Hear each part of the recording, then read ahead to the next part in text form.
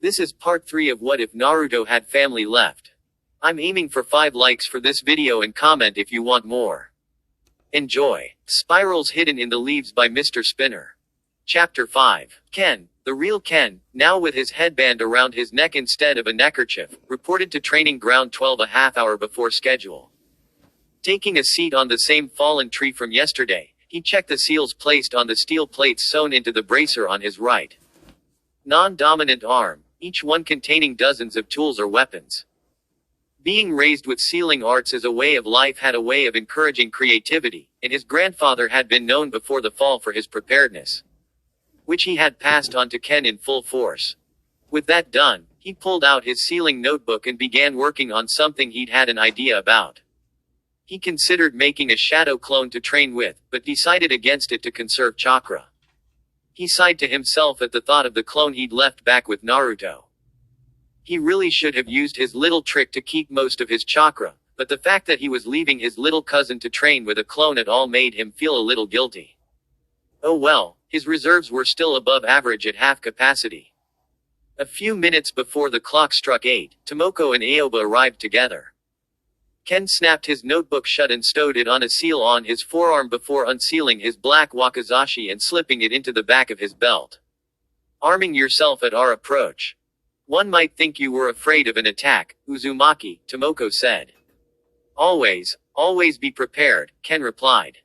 That's something my grandfather taught me from a very young age.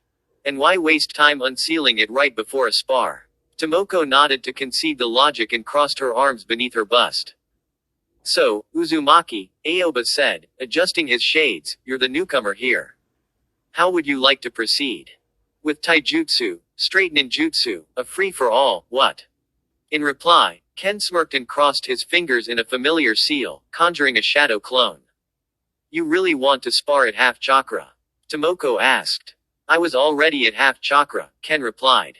Or, maybe 60% after waiting here. He looked to the clone, who smirked and formed the hand sign again, conjuring 2 clones this time. With that, the original clone dispersed. After a quick bit of silent arithmetic, Aoba frowned. You wish for us each to fight a clone at 10% chakra supply, he asked. I feel I should be insulted. Chakra supply has no effect on a clone's durability, only the caster's skill affects that. I'd like each of you to spar with one of my clones. It'll give me an idea of your skill levels and styles faster than going one by one. The clones each unsheathed their wakizashi and stood at the ready. Though, as they are just clones, perhaps only taijutsu and weapons. Aoba and Tomoko glanced at each other for a moment. Tomoko grinned and unsealed a weapon of her own, a naginata with a wicked foot-long blade. With that, she leapt away into the trees, one of the clones following.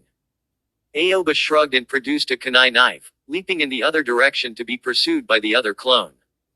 Ken glanced in each direction before shrugging and following the first pair. He wanted to actually see at least one of the fights from an outside perspective. And with no disrespect meant toward Aoba, he was far more eager to see a Sarutobi in action. This is so boring, Naruto cried. He crushed the leaf Ken had given him in the palm of his hand in frustration. You said we'd be training today. And you give me this dumb academy exercise. Instructor Uruka makes me do this during detention. Ken's clone glanced up from his book, clicking the stopwatch in his other hand and writing the given time on a notepad. You only held that leaf to your face for 15 seconds, Ken noted. You wanted training. Well, here it is. Again. With that, he reopened his book and continued where he'd left off. Naruto grit his teeth, but replaced the now crumpled leaf and focused his chakra to make it stick. After a few moments, his focus wavered and it fell again. Naruto groaned and rubbed his face. What is the point of this? He asked aloud. Are you seriously asking? Ken replied absently. Because I will gladly tell you. Naruto looked at his cousin/teacher and then back down to the leaf in his hand. So, what's the point? He asked. Control, Ken replied, snapping his book shut. That is the single most important skill with chakra any ninja worth his salt will cultivate. More important than elemental conversion, or expanding reserves, or even number of techniques. Ken tapped his book on his arm. And believe it or not, this is true just as much for those with huge reserves as those with small ones. Naruto's eyebrow rose in confusion. Why? Because those with poor chakra control are wasteful. Ken started, taking a small glass and a pitcher of water and approaching Naruto, kneeling in front of him. Let's say the rim of this cup is the amount of chakra you need for a technique, okay? Naruto scrunched his face up, but nodded. And Ken began slowly pouring the water into the glass until it was an inch from the rim. They either pump too little chakra into a technique and it fails. He gestured to the cup and then kept pouring until it began to overflow and wet the ground. Or they pump in too much and waste all of that chakra. Ken handed the water to his cousin to drink and waited for him to finish before he kept explaining. If two people with equal fighting skill and chakra supply fight, it's the one with greater chakra control that will win. Even if a man has more chakra than anyone else in the world, if he wastes it all in battle, he's left at a disadvantage. And someone with smaller reserves but better control can outlast him and beat him. Ken sighed and rubbed his face, then fixed Naruto with the most dire expression he could. Naruto, I want you to learn something right now, and learn it well. Naruto paled a bit and nodded. It's not the flashiest technique or the biggest weapon or the most power that wins a fight, especially among ninjas. It's the most effective technique. Bar none. I'm gonna warn you now, there are a lot of exercises I will have you do that seem pointless and boring, and others pointlessly boring. But what I am doing is preparing you for the bigger, harder, more intense stuff. Nothing I do is pointless. You seem to naturally know that only hard work will get results, but there's more to it than that. You have to start small and work your way up.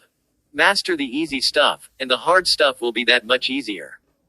Is that clear? Naruto glanced down at the leaf in his hand and nodded. Good, Ken said. You know, if it makes you feel any better, this is not the only chakra control exercise I have planned. And the upcoming ones are a lot more active. So when you master this and keep it up for, I don't know, 3 minutes flat, we'll move on to the next one. Naruto paled a bit at the goal given to him. 3 minutes. He could barely keep this up for 15 seconds. What? Is it too hard for a future Hokage? Ken asked wryly. I'll be you anything Lord Third could have kept this up way longer than 3 minutes at your age. This wasn't pointless boasting, either. Hiruzen Sarutobi's reputation as a ninja prodigy was legendary. Naruto set his jaw and stuck the leaf to his face, his eyes scrunched in concentration. Nothing's too hard for me. Not for long. I'll master this and then kick the next thing's butt, you know. Ken nodded and started the timer.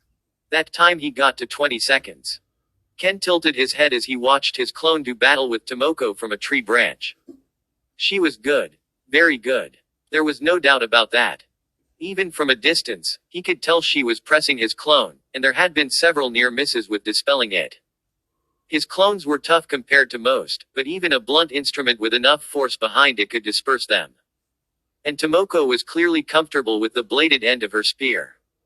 Ken smiled a little when he caught the sound of Tomoko laughing after the clone had kicked her away. She's certainly enjoying this, he commented to himself. She always does, an unfamiliar voice added. Ken leapt from his spot on the branch as it exploded into splinters. He landed lightly on the ground and looked up at the remains of the branch to find. Was that an orangutan? No, not an orangutan. The clothes and forehead protector meant it was a summon animal. And given the reputation of Tomoko's clan, this was a monkey. Though about his own height, the monkey was built differently than in the illustrations Ken had seen in various books and scrolls. Rather than lean and wiry or traditionally muscular, he was built like a sumo wrestler, squat and wide with a heavy belly, though still with clearly defined muscles.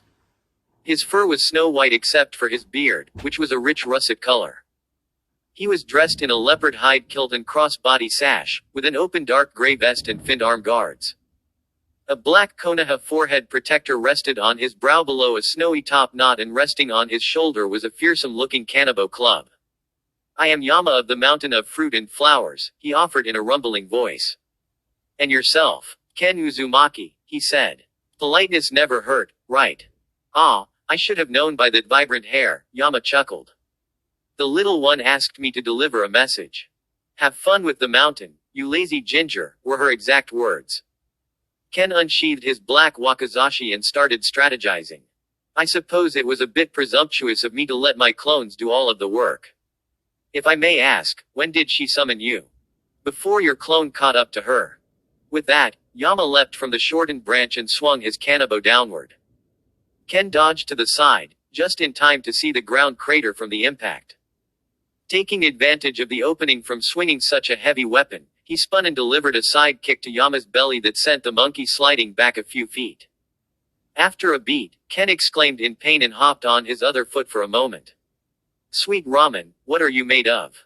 Flesh and bone, same as you, Yama chuckled and readied his kanabo. But for all the good it will do you, I might as well be made of stone. With that, the monkey charged with deceptive speed and swung sideways this time. Ken jumped above the attack and swung down with his blade, but Yama lifted his arm and caught it on his guard. Turning his arm to lock it between the fins and delivering a palm strike that sent Ken flying backward without his wakizashi.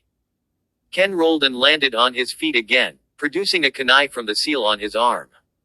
Yama laughed and tossed the sword upward, then clapped his hands into a snake hand seal. As the sword fell back to the ground blade down, he slapped his meaty hand to the soil as it entered. Yama backed away and gestured to the sword, a twinkle in his eye. Ken narrowed his eyes and approached cautiously, never taking his eyes off of the monkey. He reached for his weapon and tugged, only to grunt in surprise as it didn't even budge. Ken altered his grip, still watching Yama and his club, and pulled again with identical results. Ken finally looked down to find a sealing array spreading out from his short sword, which a practiced examination revealed was linked to Earth Release Chakra. He looked up at the monkey in shock. He'd heard monkeys could use ninjutsu, but sealing techniques. And ones tied to sustained elemental chakra, which were exceedingly tricky. How do you do this, and will you please teach it to me? Ken asked.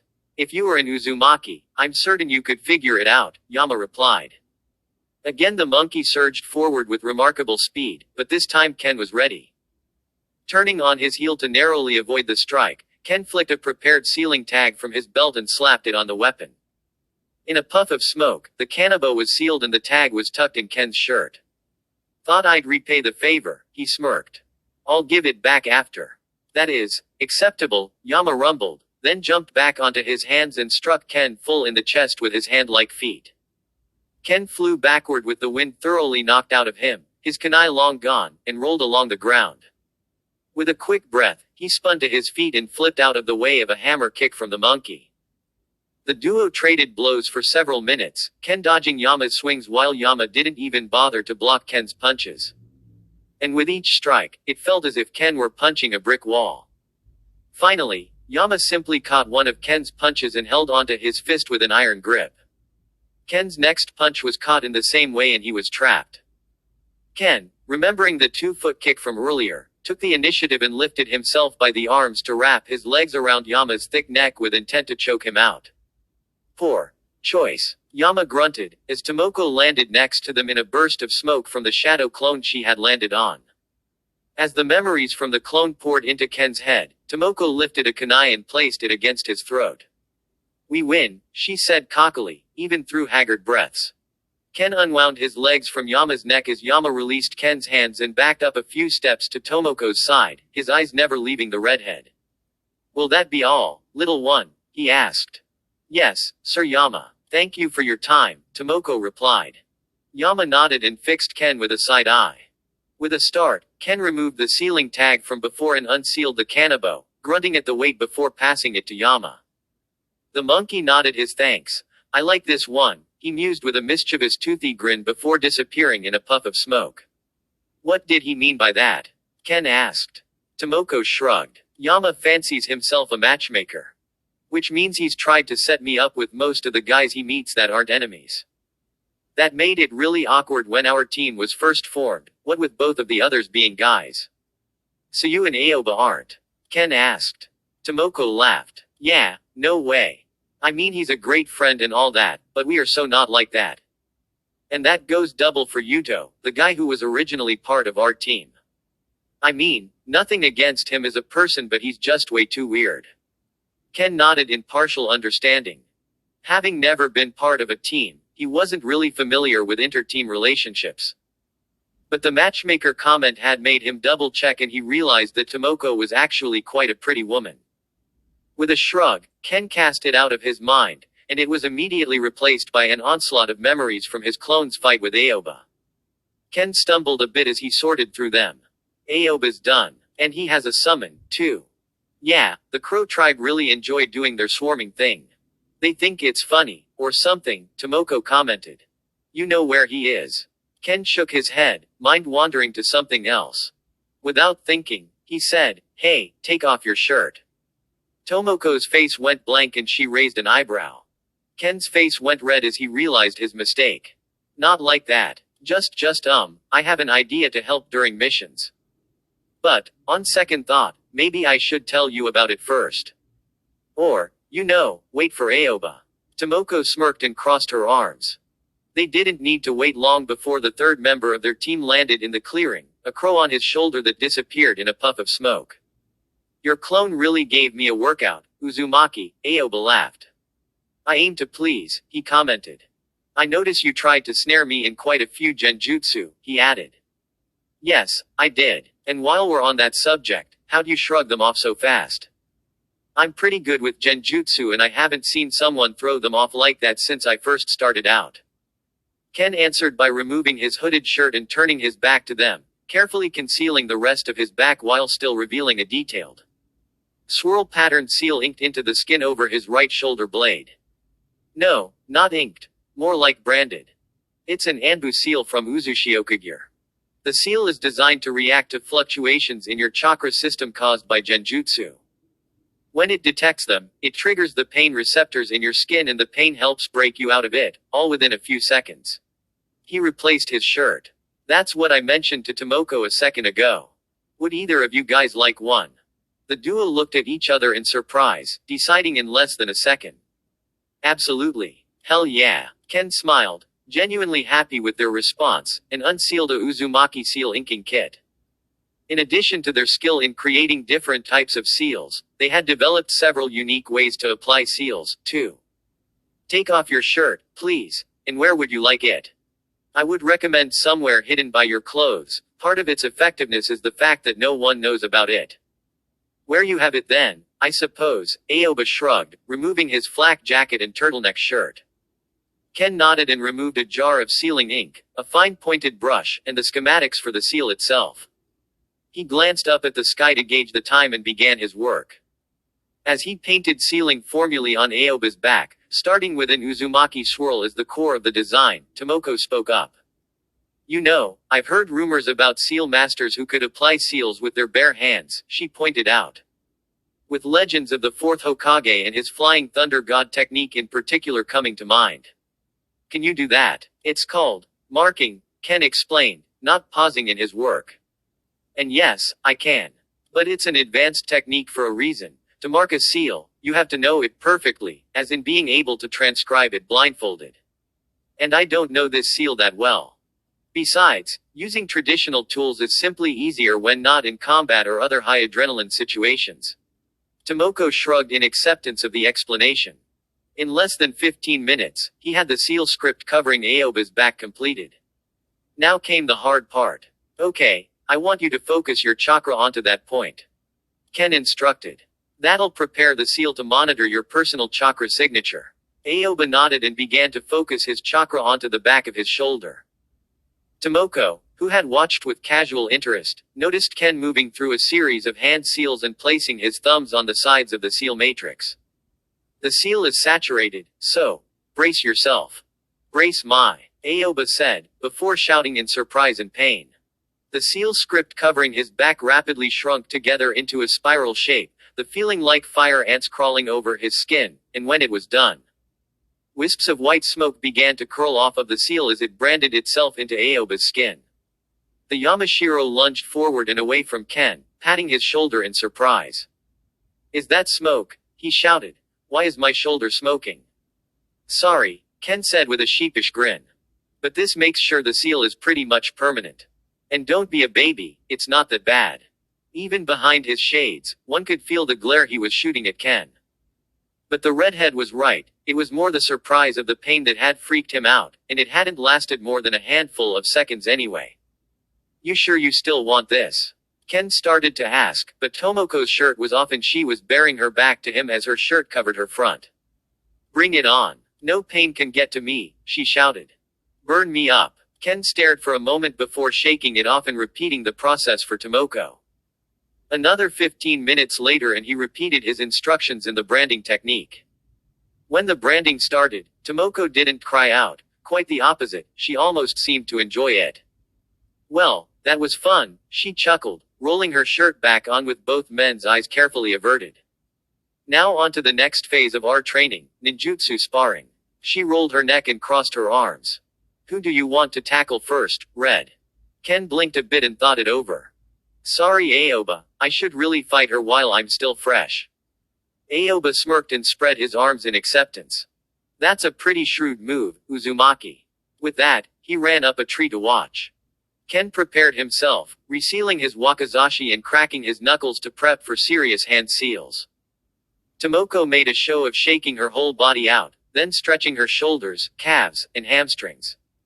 Okay, let's go. She slammed her hands together in a tiger seal. Fire release. Majestic fire technique. With a near-manic grin, Tomoko spewed an expanding stream of physically dense fire toward Ken.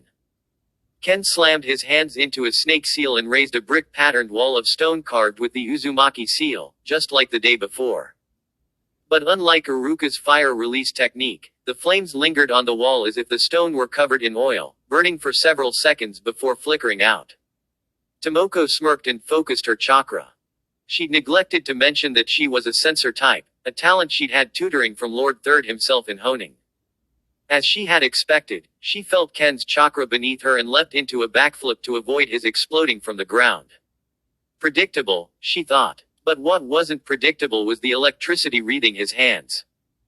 Landing lightly and sliding back a few inches, Tomoko flicked through hand seals and focused wind chakra into her own hands, making sure to alter the technique to cushion rather than slice.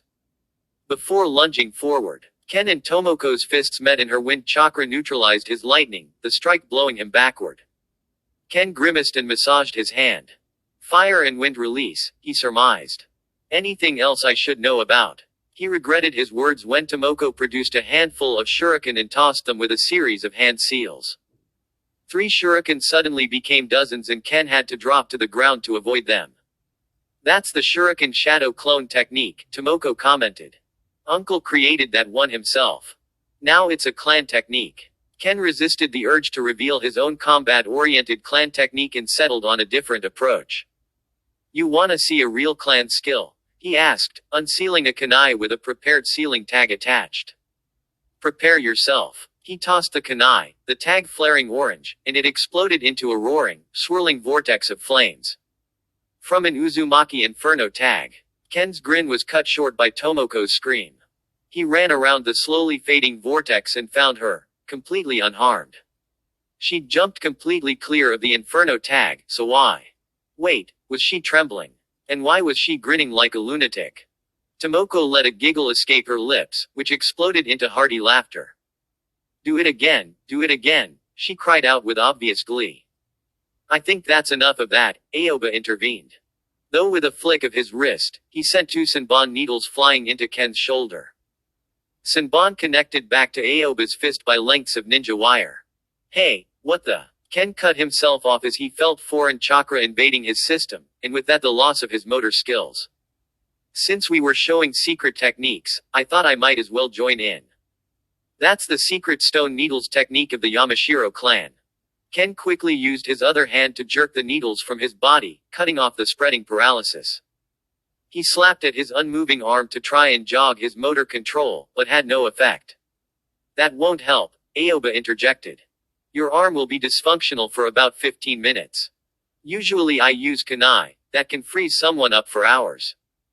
Good to know, Ken deadpanned. So I guess that ends training for the day. Yeah, Tomoko answered, her voice sounding a bit distant as she settled down. Yeah, that's it for today. We can get to more formalized training tomorrow. You know, after we see the Hokage and get our first mission. She chuckled. Team Talk is going to be full-on official. Team TAK, Ken asked. Talk. T-A-K. As in Tomoko, Aoba, Ken. Wait, why am I last in that acronym? Ken asked. Because you're the newest of the bunch, Tomoko smirked. And, besides, I like the sound of talk way better than cat. I don't like cats. I'm partial to AKT, Aoba said. Nope, Ken and Tomoko chorused with identical grins. Aoba merely frowned and adjusted his shades. Team talk it is, Ken said. Same place, same time tomorrow. Absolutely, Aoba nodded. Spirals hidden in the leaves by Mr. Spinner. Chapter 6. The next morning saw Naruto's class at the academy, nicknamed by some the Little Head class due to the inordinate number of clan heirs among its numbers, a grand total of 6 once again out on the training field for taijutsu practice. This, of course, made it very difficult for Naruto to keep quiet, much less still. Though he didn't know it yet, he was a kinesthetic learner, one who learned by doing. And the opportunity to burn off some of his energy in a sanctioned activity was like the light of the pure lands within the purgatory that was the academy. As usual before taijutsu practice, Naruto glanced at his chosen rival in all things, Sasuke Uchiha. Naruto pressed his lips together as he brooded over the kid so many teachers whispered about being a prodigy. And as he brooded, he thought back to cousin Ken's story about the six-way wise man, or something like that. About his 2 sons, one a natural and one a hard worker. And in the end the hard worker won, because he worked hard and never gave up. That thought cooled his animosity and he returned his attention to instructor Daikuko explaining the sparring exercise. The match will end if one participant resigns or if I call the match. If I call the match, you will stop immediately. This is just a spar, we don't want anyone getting hurt. Naruto scoffed at that. He'd been hurt way worse than anyone else in these and Daikuko had never once called the match to spare him. Not that any injuries had stuck around, and now he knew why. What was that, Uzumaki? Daikuko snapped. Just ready for you to finish up so we can actually show what we've got, you know. The instructor grit his teeth, the veins in his forehead throbbing. Very well, Uzumaki. If you're so eager, you're the first one to go. Naruto pumped his fist and leapt into the sparring ring, loosening himself up for his favorite part of the day, besides ramen. I choose Sasuke Uchiha as my opponent, he shouted dramatically. Everyone groaned at the completely unsurprising choice. And he was the only one who consistently chose Sasuke, as if he enjoyed being beaten into the ground. Sasuke entered the sparring ring with a resigned air. Let's get this over with, idiot. So I can move on to those who can actually test my skills. Naruto almost fired back a witty remark, but bit it back. Ken had warned him about getting distracted or wasting your energy on words. Actions speak louder than words, he'd said. Time to show this jerk loud and clear that he was not someone to be overlooked. Hajime. Fight. AD rank. Aoba cried, genuine despair lacing his tone. Please, Lord Hokage, you cannot be serious. I am quite serious, Yamashiro, Hiruzen replied levelly. Yes, I am aware of each of your ranks, particularly your own. But this new team is hardly 2 days old. You need time to polish your teamwork and to understand each other's abilities and limits before you can take a serious mission. While Aoba hung his head in despair, an imaginary dark cloud almost visible over his head, Ken stepped forward. Lord Hokage, I have some mission experience, he pointed out. It's in the file I gave you with my registration forms. Yes, I know. I looked over those this morning. And while I will admit that your mission record does permit AC rank, my earlier point still stands, as does my decision. Ken nodded and stepped back into line. Frankly, as long as he started bringing in money, he didn't care what kind of missions they got. He was only making the case for his new teammate Sake. Now then, your options are walking a pack of the Inuzuka's dogs, weeding a vegetable garden, painting a fence. Painting a fence, Ken shouted abruptly. He blushed under everyone's sudden scrutiny and took a breath. If it's okay with the rest of the team, I request the fence mission. Tomoko shrugged, still looking puzzledly at Ken, and Aoba straightened up and resigned himself to the inevitable. At least it's not that damned cat, he muttered to himself. Very well, Hiruzen agreed, handing Tomoko the mission scroll. Report to the address as soon as possible. The 3 ninja bowed and left, but not before Ken passed the Hokage a sealed envelope and a level look. Hiruzen placed it on his desk to look over when the morning's mission assignments were done, already anticipating lines of questioning and replies. When Team Talk left Hokage Tower, Ken made an immediate beeline for home, only to be stopped by Aoba grabbing the hood of his shirt.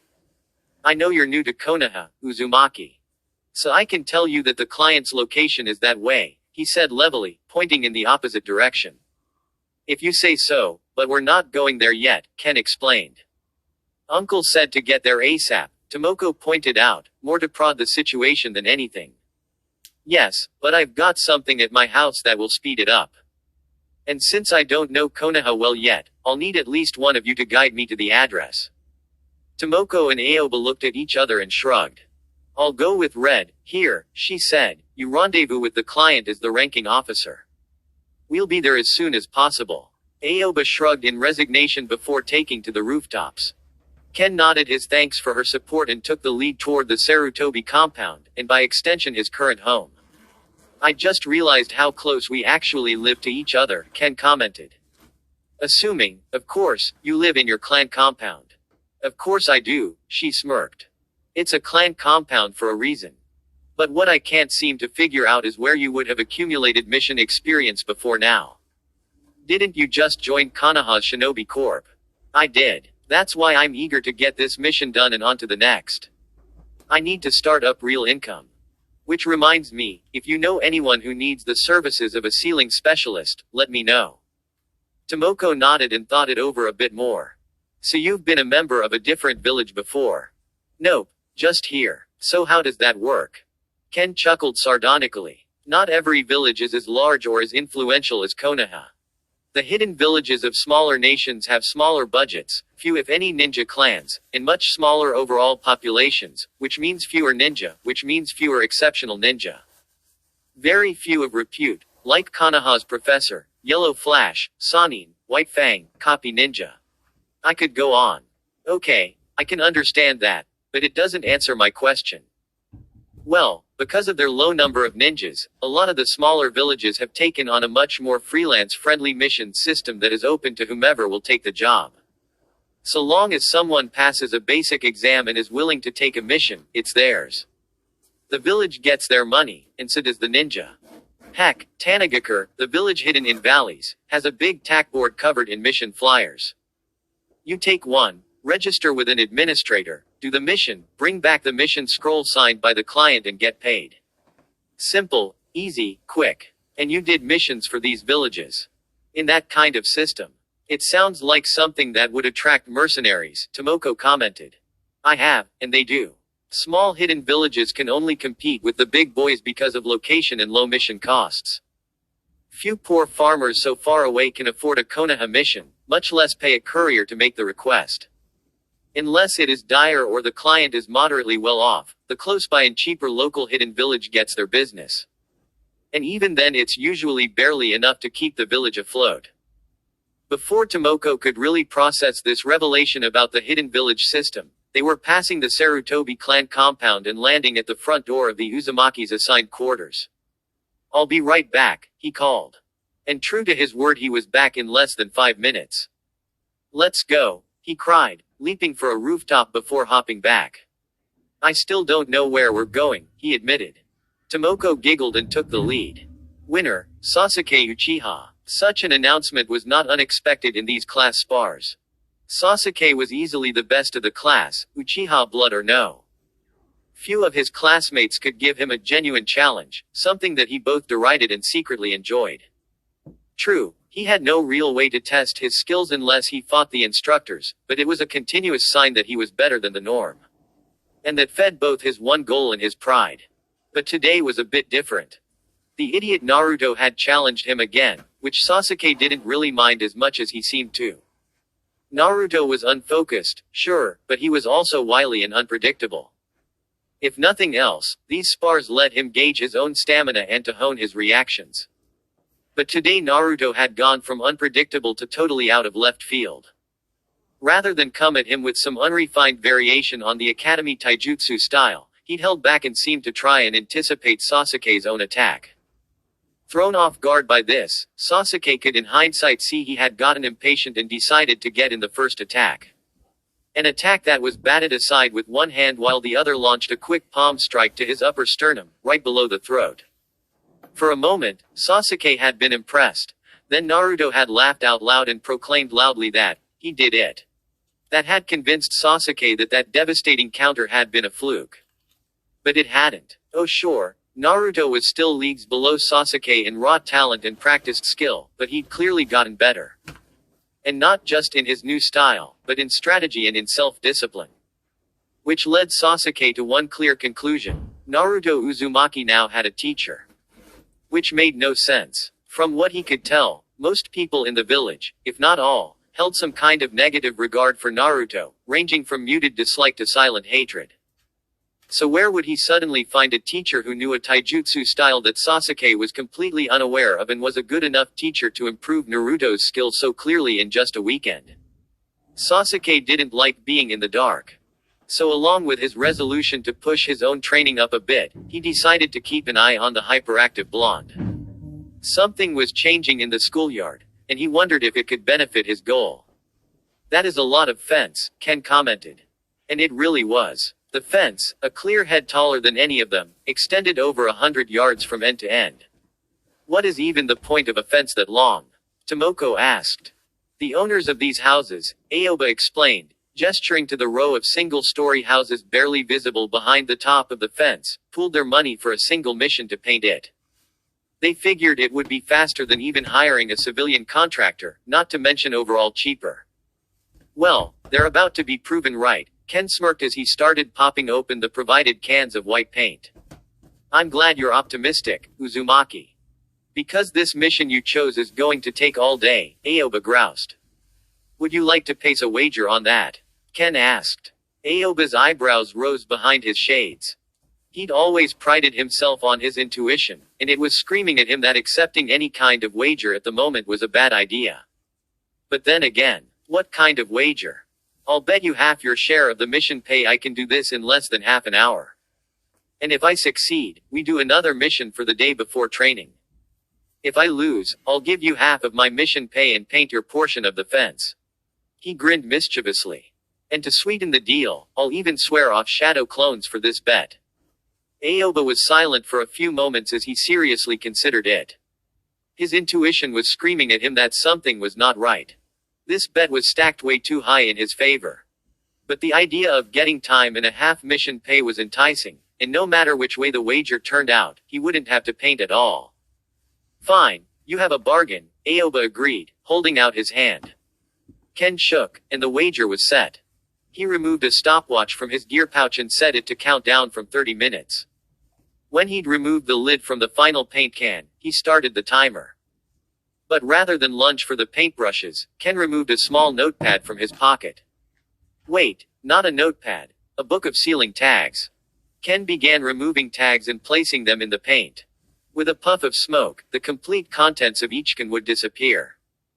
After emptying each and every can, Ken began methodically pacing in front of the fence, placing the tags at regular intervals. After barely 3 minutes, the tags were placed and Ken made a hand seal to activate them. The seals lit up, and snow-white paint began to smoothly flow from each of them, like ink spreading from a spilled inkpot, to uniformly cover the fence. In less than 30 seconds, the fence was white and shining with an even coat of paint. Unbelievable, Aoba groaned as Ken began removing the spent tags. Not bad, Tomoko smirked. She wondered how long Ken had been considering the exact wording of that bet. I'll go get the client. We'll report to Uncle and get our second mission. Now who can tell me the name of the first Hokage? Iruka asked the class. Several hands shot up, including Sakura Haruno's and, surprisingly enough, Naruto Uzumaki's. Naruto. Iruka called. Hashirama Senju, Naruto replied confidently. His brother Tobarama Senju was the second, then Gramps as the third, and Minato Namikaze was the fourth. Naruto, you should not speak of Lord Hokage like that. Iruka scolded, then he gave a soft smile. Other than that, very good. Naruto grinned and listened to this particular lesson on the achievements of Konoha's past Hokage. This topic had always interested him ever since Grandpa Hokage had brought it up during one of their occasional meals together, hoping for any hints or directions to becoming Hokage. The only thing he'd ever pieced together was that family ties and teacher-student ties had linked them together. And Cousin Ken's story about where the Uzumaki came from actually made him even more determined. He was a distant relative of the Senju, which meant he was family. And even more than that, the fourth had always been his hero for defeating the Nine Tails. The revelation 2 days ago that it had been sealed inside him of all people hadn't changed that. He was sure the Lord Fourth had done the best he could with what he had. Naruto placed a hand over his belly at the thought of the fox. To think that a monster powerful enough to take on an entire hidden village and almost win was sealed inside him. As it had been sealed inside his mother. Kushina. Naruto shook his stray thoughts away and tried to pay attention to the class. But a part of him filed away the thought to ask Ken if he knew anything else about his parents. So what's the story behind those sealing tags? Ken jerked the potato plant he'd been harvesting a little too hard, drawing the shouts of their employer to be careful. Ken smiled apologetically in the client's direction, which seemed to mollify the farmer, and returned the plant to the soil to water it thoroughly. What makes you think there's a story? Ken asked. Because I'm at least somewhat familiar with sealing theory, Tomoko replied with a grin. And a seal with such a specified task takes a while to develop, trial and error and experimentation. Those tags of yours worked way too efficiently to have been made up on the spot. Ken shrugged in compliance. You've got a point. The truth is that I did several D ranks just like that one when I was starting out. My grandfather began my sealing training when I was very young. After my first painting job, I began playing around with the idea as a kind of side job. After a few tries, I got it down and used them for the exact reason I did today. I could do a job that took several hours in a few minutes and work in 1 or 2 more D ranks in a single day. Ken grinned at the memory of their report to the Hokage, who had been quite amused with Ken's handling of the mission. And when they had been paid, Ken had held out his hand to Aoba, who had handed over the half from their wager without complaint. Was money really that tight? Tomoko asked. Why are you asking me so many questions? Ken asked with a forced laugh. To be honest, her curiosity was starting to bother him. Years of paranoia about his heritage being found out didn't go away quickly. Just curious, she said, pulling another plant out and pulling away the tubers before replanting it. About that, and about how much you actually know about sealing. You clearly have some skills given this. She patted her back where her new anti-genjutsu seal would have been, but that doesn't give me any real idea. I was named a sealing master by my grandfather last year, based on the Uzushiogakure system. And that system is way more strenuous than anywhere else in the world. Our skill with sealing is one of the things that led to the downfall of the village. One of? She asked. I don't want to talk about it, Ken replied, his tone ringing with an air of finality. She shrugged and let it pass. Ken's demons were his own business, for now. Tomoko straightened up and cast a glance over the large potato field they had been hired to harvest from. Given the time of year, it was to be one of the last potato harvests of the season. So the farmer was eager to get them done so the plants could churn out one more round before the first frost of the year. Upon being assigned their task, Ken had taken the liberty to create 2 shadow clones, which had then each created 5 more. With a dozen extra hands, the work was going even faster than she could have hoped. And that had made her want to learn that particular technique even more. She'd have to talk to one of the clan elders for permission to learn it, assuming they judged her chakra levels high enough. So how's it going with the little kid? She asked, with a smirk. Ken stabbed his gardening fork into the ground and fixed her with a genuinely angry look. What did you just say? He snapped. Tomoko held up her hands. Sorry. It was just a joke. Like I said, I know some of the theory behind seals, and Uncle was very clear to explain to us who didn't know when it became apparent that people were treating the kid so badly. I just thought it was a cute nickname, what with his whiskers and all. Ken narrowed his eyes for a moment and sighed. It's going fine, I guess. You don't sound too sure about that. I'm not, Tomoko. I don't have any experience with kids and I'm scared I'll do something stupid before long. Tomoko chuckled. Oh, you will, I can guarantee it. He glanced at her nervously, his eyes practically screaming, not helping. You're human, and so is he. You're going to make mistakes. The important thing is that you want to acknowledge them and move forward. It's like any relationship, especially in a family. Ken thought over her words and continued his work. How do you know all of this? Not a lot of people realize it, but the Sarutobi clan is a pretty big one. I've had to watch out for my cousins for most of my life, and I've gotten a good look at family dynamics because of it. Heck, my little brother is a handful, himself, and I've made my share of screw-ups with him. But I've learned that kids are resilient. You'll do fine as long as you keep him in line and love him. Ken smiled, genuinely smiled, at the advice and nodded his thanks. With that, the two silently agreed to finish the mission as efficiently as possible in companionable silence. After night had settled onto Konoha, and after extra training, dinner, and more chakra control exercises, Ken finally had time to look at the letter he had received from Lord Hokage after their second mission. Ken had asked in his own letter about any unusual traits that Naruto may have due to his tenant, and now he had his answer. And the results were most intriguing. According to the Hokage's predictions, the fox's influence on Naruto's physicality would serve to amplify his stamina and healing abilities even further than his Uzumaki heritage. And in addition, thanks to the Uzumaki-style seal that contained the beast, its chakra would leak from the seal and naturally mix with his own, amplifying his chakra reserves to remarkable levels. Even now, Ken tapped the letter to his lip and came to a decision. It was time he used his best Uzumaki skill for something other than security and parlor tricks to speed up D ranks.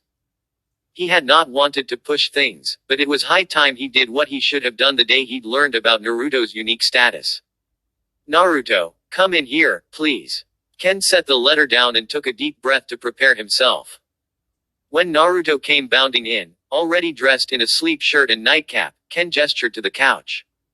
Lay down on your back. It's time I took a look at that seal of yours. Naruto's eyes ballooned and he took a step back before regaining control of himself and nodding resolutely. He lay down and lifted his shirt. Okay, focus your chakra into your belly, if you can. Naruto screwed his face up in concentration, but he managed to do as Ken asked.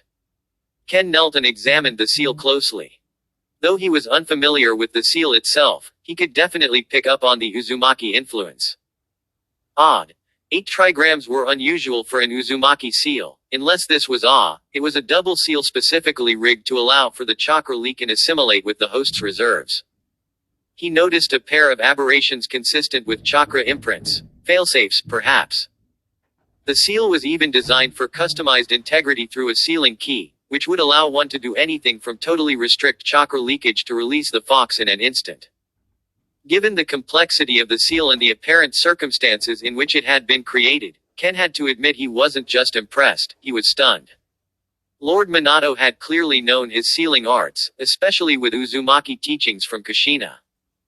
The only flaw he could really see was that the leakage would gradually weaken the seal, like minuscule cracks in a dam slowly widening to eventually compromise the structure. The sealing key would no doubt be able to fix that, but he had no idea where it was.